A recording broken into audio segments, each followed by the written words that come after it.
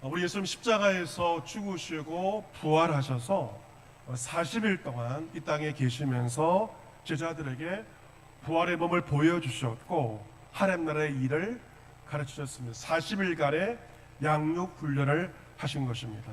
그리고 하늘로 올라가시기 전에 제자들에게 분부하십니다. 예루살렘을 떠나지 말고 나에게서 들은 바 아버지께서 약속하신 것을 기다리라. 너희는 몇 날이 못되어 성령으로 세례를 받으리라. 약속하신 것은 바로 성령입니다. 성령을 기다리라. 성령은 누구에게 임하시는가? 기다리는 자에게 임하시기 때문에 성령을 기다리라 하십니다. 성령을 기다리라, 이것은 기도하는 것입니다. 제자들은 예수님께서 승천하신 다음에 마가의 다락방에 함께 모입니다. 120명의 성도들, 많지는 않았지만 그들이 다락방에 모여 더불어 마음을 같이하여 오로지 기도에 힘을 쓰게 됩니다. 그리고 열흘 정도가 지났을 때, 오순절 날이 되었을 때 약속하신 성령은 바람처럼 불처럼 기도하던 자들에게 임합니다. 각 사람 위에 하나씩 임합니다. 기도하던 이들은 다 성령의 충만을 받게 되었고 성령의 말하게 하심을 따라서 말하기 시작했습니다. 방언을 한 것이죠. 언어는 다 각기 달랐지만 그 언어의 내용은 동일했습니다. 어떤 사람은 영어로, 어떤 사람은 독일어로, 스페인어로 지각기 언어로 방언을 하였지만 내용은 동일했습니다. 하나님의 큰 일을 말했습니다. 그 전까지 인간의 시시한 말을 하던 이들이 성령을 받자 말이 달라집니다.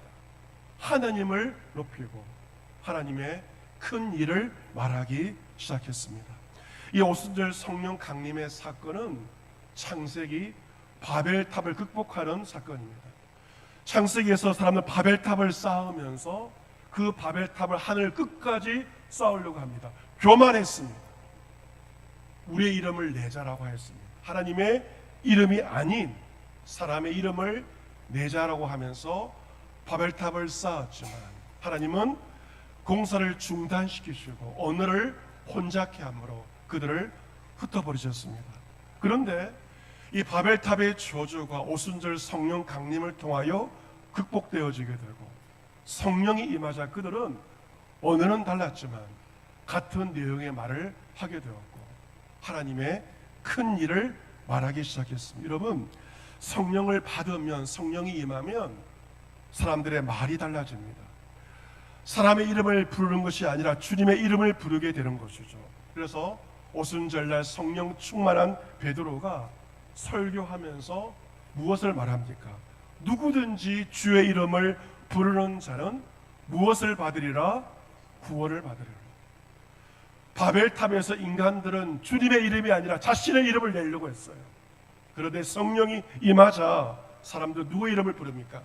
주의 이름을 부르게 되었고 누구든지 주의 이름을 부르는 자는 구원을 받으리라.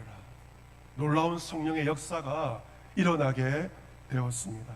여러분, 이제 오순절 성령께서 임하심으로써 약 2000년 전에 역사상 최초의 교회인 예루살렘 교회가 시작이 된 것입니다. 오순절 성령 강림 주일은 모든 교회의 생일과도 같은 날입니다. 여러분, 이 교회는 사도들이 세운 기관이 아닙니다. 사도들이 교회를 세우자고 결의해서 교회를 세우지 않았습니다. 오순절날 마가의 다락방에 성령이 임함으로 예루살렘 교회, 초대교회가 시작되었습니다. 여러분, 이 성령님은 교회의 숨결과 같습니다. 같이 보겠습니다. 성령님은 교회의 숨결입니다. 교회 무엇이라고요? 숨결입니다. 여러분, 사람이 숨이 끊어지면 시체가 되지 않습니까? 살아있는 사람에게 숨이 있는 것처럼 교회란 성령의 숨결이 있는 교회가 진정한 교회입니다. 아무리 화려하게 교회 건물을 지어도 성령님 안 계시면 그 교회는 죽은 교회입니다. 성령의 숨결이 있는 교회가 진정한 교회입니다. 오늘 본문에서 성령이 임한 최초의 교회 예루살렘 교회의 모습이 잘 기록이 되어 있습니다. 42절 말씀 보시면 그들은 사도의 가르침을 받게 되어 그 가르침에 의해서 서로 교제하였고 떡을 떼면서 오로지 기도하기를 힘쓰게 됩니다. 그들은 성령 받기 전에도 힘써 기도했지만 성령 받은 다음에도 오로지 기도하기를 힘쓰게 되었던 것입니다. 그리고 사도들로 말미암아 기사와 표적이, 놀라운 기적이 교회 가운데 나타나게 됩니다. 눈여겨보아야 할 점은 본문 44절인데요. 믿는 사람이 다 함께 있어서 모든 물건을 서로 통용하였다. 물건을 자신의 것으로 고집하지 않고 물건을 서로 통용하는 일이 나타나게 되었습니다. 더 나아가 45절 말씀 보시면 재산과 소유를 팔아서 각 사람의 필요를 따라 나눠주었다라고 기록되어 있는 것입니다. 여러분, 성령이 임하자 사람들이 재산이 늘어난 게 아닙니다. 소유가 늘어난 것이 아닙니다. 성령을 받자 사람들은 자신의 재산을 팔았습니다. 자신의 소유를 팔아서 그래서 어떻게 하였는가? 투자한 것이 아니에요. 주식시장에 투자한 것이 아니라 재산과 소유를 팔아서 각 사람의 필요를 따라 나눠주는 놀라운 일이 초대교회 가운데 일어나게 되었습니다. 누군가가 먹을 것이 없으면 먹을 것을 챙겨주었습니다. 누군가가 학비가 없다면 학비를 대주었고요. 누군가에게 수술을 하고 병원비가 없다면 그 병원비를 대신 내어주는 일들이 초대교회 가운데 일어나게 되었습니다. 46절 말씀 보시면 날마다 마음을 같이하여 성전에 모이기를 힘썼고 집에서 떡을 떼며 기쁨과 순전한 마음으로 음식을 먹었다. 46절 말씀에 마음이 두 번 나오죠. 마음을 같이 했다.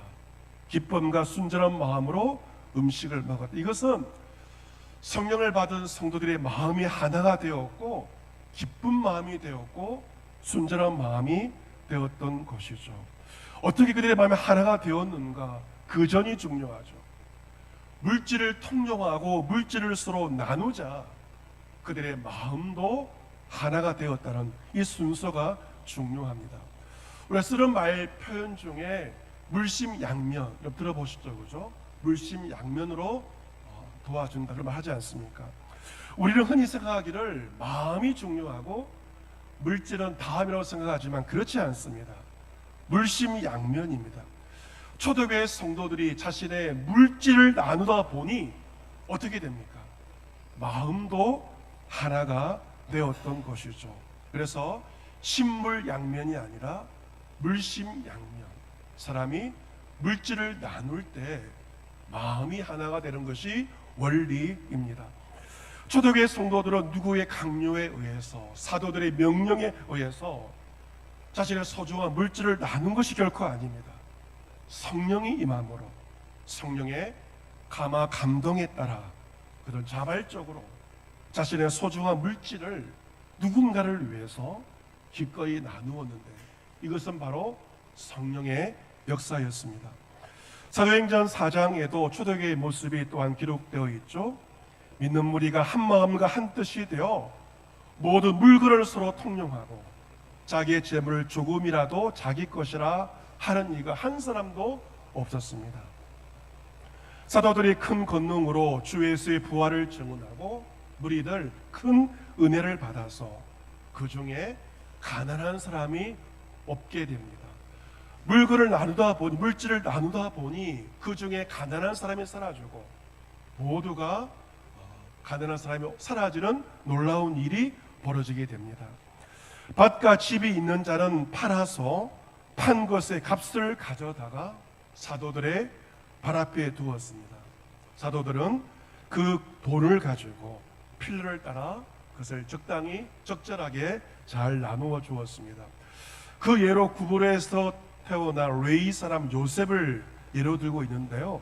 그 역시 자신의 밭을 팔아 그 값을 가지고 사도들의 발 앞에 두었고 사도들은 그 돈을 가지고 좋은 일에 사용하였습니다.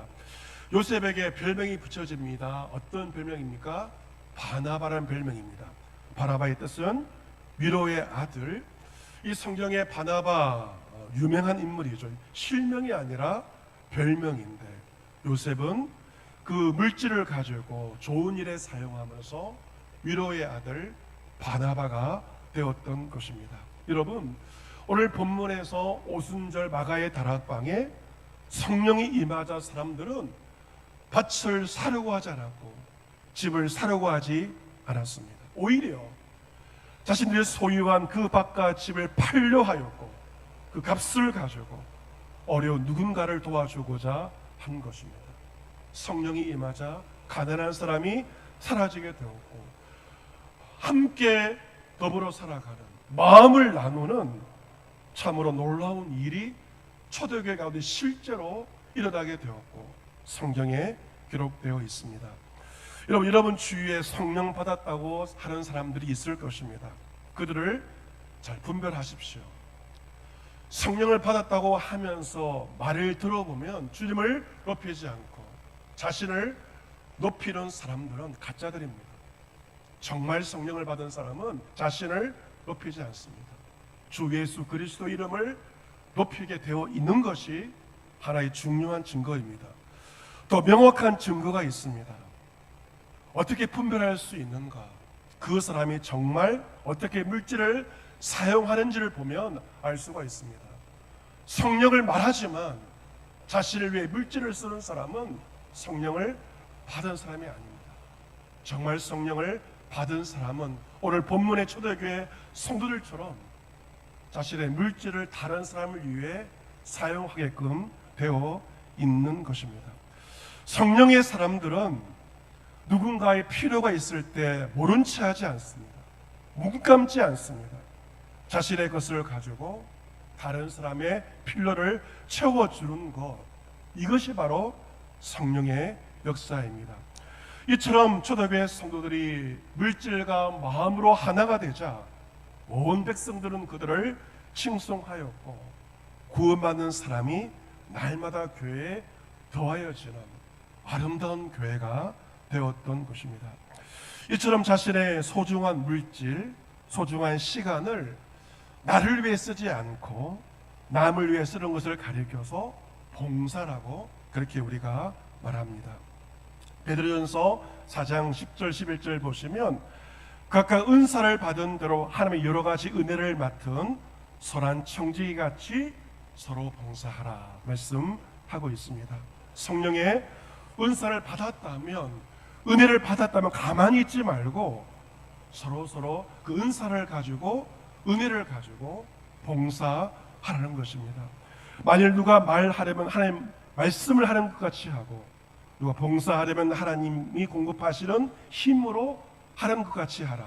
이런 범사 예수 그리스도로 말미암아 하나님이 영광을 받으시게 하려 함이니 그에게 영광과 권능이 세세에 무궁하도록 있느니라. 아멘. 여러분, 이 봉사는 대가가 없습니다. 아무런 대가가 없는 일을 5시간, 10시간 한다는 것은 쉬운 일이 아니에요. 내 시간을 바쳐가면서 내 돈을 써가면서 오랜 시간 봉사하는 것은 쉬운 일이 아닙니다. 하나님께서 공급하시는 힘으로 봉사할 수 있는 것입니다. 물론 세상에서의 봉사는 자신을 드러내기 위한 것일 수도 있습니다. 하지만 그리스도인들은 그 봉사를 통하여 나를 드러냄이 아니라 나에게 은혜를 주신 하나님을 드러내며 하나님께 영광을 돌리면서 봉사하는 것입니다. 빌립보서 3장 3절에 하나님의 성령으로 봉사하며 그리스도 예수로 자랑하고 육체를 신뢰하지 아니하는 우리가 곧 할례파라 하는 말이 있습니다. 하나님의 성령으로 봉사하고 봉사하면서 자신을 드러냄이 아니라 그리스도 예수를 자랑하는 것입니다. 성령은 지금도 이러한 일들을 2000년 전만 지금도 우리의 삶 가운데 행하고 계시는데요. 바로 교회를 통해서, 가정을 통해서 이러한 일들을 행하고 있습니다. 여러분, 교회란 투자 기관이 아닙니다. 돈을 잘 벌기 위한, 정보를 얻기 위해서 오는 것이 아닙니다. 교회란 돈을 잘 쓰기 위해서, 주님 기뻐하시는 목적으로 돈을 잘 쓰기 위해서 옳은 것인데요, 돈을 버는 것보다 더 중요한 것은 돈을 잘 쓰는 것입니다. 교회와 가정은 봉사의 훈련장이라고 할 수가 있습니다. 봉사의 원리는 성령으로 봉사하고 자발적으로 봉사하고 서로 봉사하는 이 세 가지 성경의 원칙, 우리는 교회를 통해서 가정을 통해서 훈련합니다. 어제도 교회에 나와서 청소하면서 봉사한 이들이 있습니다. 아침 일찍 교회에 나와 주방에 식사를 준비한 손길들이 있죠. 무더운 날씨 가운데 식사를 준비하는 것은 결코 쉬운 일이 아니죠. 성가대원들도 또한 시간과 귀한 것을 내어서 봉사하고 있고, 지금 교회 학교에서 교사들이 귀한 시간을 내어서 아이를 가르치는 그 봉사의 일들을 하고 있습니다. 또 식사 후에는 설거지를 하면서 봉사하기도 하죠. 교회의 모든 일들은 봉사로 이루어지며 성령으로 봉사하고 서로 봉사하는 것을 우리는 훈련받고 있습니다. 우리 가정 역시 봉사의 훈련장입니다. 여러분, 가정에서의 봉사 누구 한 사람의 전유물이 아닙니다. 아내만 봉사함이 아닙니다. 엄마만 희생 봉사함이 아닙니다. 모든 식구들이 서로 봉사하는 것이죠. 물론 가정의 엄마와 아내가 봉사의 모든 걸 책임지겠지만, 그러나 모든 식구들이 서로 봉사하며 도와주는 것이죠. 오늘 사랑의 5가지 언어 가운데 4번째 언어가 바로 봉사입니다. 이 봉사가 바로 사랑의 4번째 언어입니다. 누군가 여러분에게 봉사할 때 그 봉사를 받는다면 여러분은 단순한 봉사만이 아니라 사랑을 공급받게 되는 것이죠. 아내들을 보면 식사를 준비할 때 국이 없어도 밥을 잘 먹는 것을 보게 됩니다. 하지만 많은 남자들은 식사할 때 무엇이 필요합니까? 국이 많이 필요합니다. 국을 먹어야만 식사가 되는 분도 있죠. 아내는 본인은 국이 필요 없지만 국이 필요한 남편을 위해서 국을 끓인다면 남편은 그 아내를 보면서 내가 사랑받는다는 그러한 생각을 가지게 되는 것입니다. 이처럼 아내가 남편을 위해 국을 끓이며 봉사하는 것처럼 가정에서 서로 봉사하는 것입니다. 가만히 자리에 앉아 있는 것이 아니고 손을 움직여 젓가락에 놓는 것, 서로 봉사하는 것입니다. 식탁을 정리하는 일, 욕실 거울에 붙은 오물들을 닦아내는 일, 나가면서 현관 입구의 신발을 정리하는 일, 서로 봉사하는 영역입니다. 특별히 요즘에는 가정마다 분리수거가 전쟁과도 같은 작은 전쟁과 같다고 합니다. 포장을 많이 하고 배달을 받기 때문에 가정마다 신방을 해보면 쓰레기 문제가 보통 문제가 아니고 집집마다 쓰레기가 쌓여 있는 것을 보게 됩니다. 혼자 사는 이에게 가장 힘든 일이 혼자 분리수거를 하는 일이라는 이야기를 듣게 됩니다. 분리수거, 쓰레기를 버리는 일은 사랑한다는 말보다도 더 큰 사랑의 언어로 다가오는 것입니다.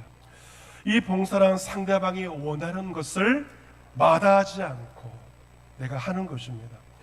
누군가가 잔소리처럼 그것을 계속 요구한다면 왜 요구할 것인가? 그 사람에게 나한테는 중요하지, 그 사람에게는 그 일이 중요하기 때문에 계속 요구하는 것이죠. 누군가가 잔소리처럼 계속 요청한다면 그것을 하는 것, 이것이 봉사입니다.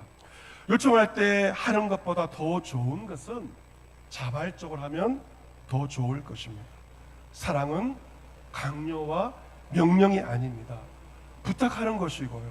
그리고 상대방에게 내가 도와줄 것이 없는가 먼저 물어보는 것, 이것이 바로 봉사입니다. 여러분, 사랑은 무엇인가? 성경은 말합니다. 사랑은 자신의 유익을 구하지 않고 다른 사람의 유익을 구하는 것, 이것이 사랑입니다. 우리는 그 사랑을 교회를 통해서, 가정을 통해서 하나씩 배워갑니다. 우리가 흔히 이렇게 말할 수 있습니다.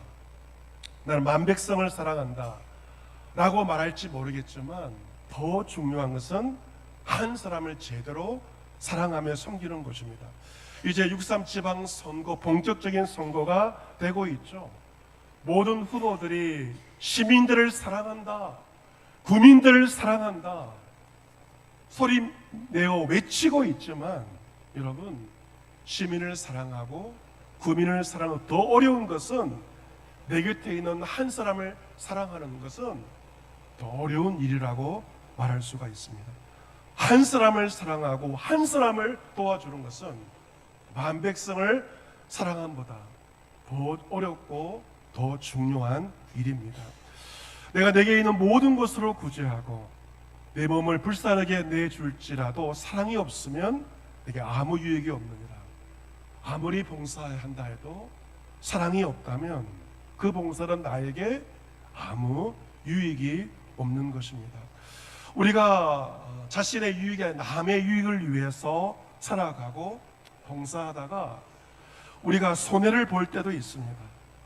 하지만 손해를 본다고 해서 그 봉사를 중단하지 마십시오. 그 사람과의 관계를 중단함이 아니라 이어가는 것입니다. 초대교회 성도들은 자신의 재산까지 팔지 않았습니까? 우리가 그 정도까지는 못한다 하더라도, 내가 봉사하며 손해를 본다 하더라도 그 사람과의 관계는 끊지 않고 계속 만나는 것이죠. 이 시대의 풍토는 무엇입니까? 사람과의 관계보다 나의 이익과 재물을 더 중시하는 시대에 우리가 살고 있죠. 심지어 가정에서도 물질 때문에 가정의 관계를 끊어버리는 그러한 일들이 가정 가운데 일어나고 있습니다. 하지만 내가 설사 손해를 본다 하더라도 관계와 가정의 모든 관계는 포기하지 않는 것, 이것이 사랑입니다. 여러분, 이 시대의 믿음의 선한 싸움은 다른 싸움이 아닙니다. 돈과의 싸움입니다. 디모데전서 6장 말씀 보시면 부하려 하는 자들은 시험과 올무와 여러 가지 어리석고 해로운 욕심에 떨어지나니 사람으로 파멸과 멸망에 빠지게 하는 것이다. 돈을 사랑함이 일만하게 뿌리가 되나니 이것을 탐내는 자들이 미혹을 받아 믿음에서 떠나 많은 근심으로서 자기를 찔렀다는 말씀처럼 이 시대에 많은 사람들이 부하려 하다가 그 욕심 때문에 파멸과 멸망에 빠져가는 것을 우리가 보게 됩니다. 오직 하나님의 사람아, 이것들을 피하고 의와 경건과 믿음과 사랑과 인내와 온유를 따르며 믿음의 선한 싸움을 싸우라. 영생을 취하라. 이 시대의 싸움은 바로 욕심과의 싸움이며 돈과의 싸움입니다. 이 시대의 세대에서 부한 자들을 명하여 마음을 높이지 말고 정함이 없는 재물에 소망을 두지 말고 오직 우리에게 모든 것을 후히 주사 누리게 하시는 하나님께 소망을 두며 선을 행하고 선한 사업을 많이 하고 나누어 주기를 좋아하며 너그러운 자가 되게 하라. 이것이 장래에 자기를 위하여 좋은 터를 쌓아서 참된 생명을 취하는 것입니다. 이 시대 가운데 선을 행하고 선한 사업 많이 하고 나누어 주고 너그럽게 사는 것은 바보처럼 보일지 모릅니다. 오히려 자기를 위해 사는 것이 현명한 지혜로운 사람일처럼 보일지 모르지만 성경은 말합니다. 선을 행하고 선한 사업을 많이 하는 것이 결국 자기에게 손해가 되는 것이 아니고 장래 자기를 진정으로 위한 것이며 참된 생명, 영생을 취하는 것입니다. 그래서 오순절날 성령이 임한 사람들은 선을 행하고 선한 사업을 많이 하고 나누어 주기를 좋아하며 너그러운 자로서 상대 유익을 구하는 그 삶은 가장 지혜로운 투자였고 가장 지혜로운 인생이었던 것입니다. 사랑하는 성도 여러분, 우리 안에 전쟁이 일어나고 있습니다. 어떤 전쟁인가? 미국과 이란 사이의 전쟁이 아니라 육체의 소욕과 성령의 간 끊임없는 싸움이 일어나고 있어요. 성령이 없는 사람은 육체의 정욕으로 살아가지만 성령의 사람도 늘 끊임없는 투쟁 가운데 있습니다. 육체의 소욕과 성령의 소욕 간의 싸움입니다. 둘이 서로 대적을 하게 됩니다. 여러분, 어떻게 육체의 소욕을 이루지 않을 수 있을까? 성령을 따라 행할 때만 육체의 소욕을 이루지 않고 성령의 열매를 맺으면서 살아갈 수가 있습니다. 성령의 열매는 사랑으로 시작하여서 9가지 열매 절제로 마치게 되는 것입니다. 이번 한 주 이 시대의 풍조를 따라 살아가지 마시고 오직 성령을 따라 행함으로 나의 유익이 아니라 다른 사람의 유익을 구하고 성령으로 봉사함으로써 여러분의 가정과 교회에서 물심양면으로 성령 안에서 하나 되는 놀라운 신비를 경험하며 살아갈 수 있는 저와 여러분 모두가 될 수 있기를 주님의 이름으로 축복합니다. 아멘.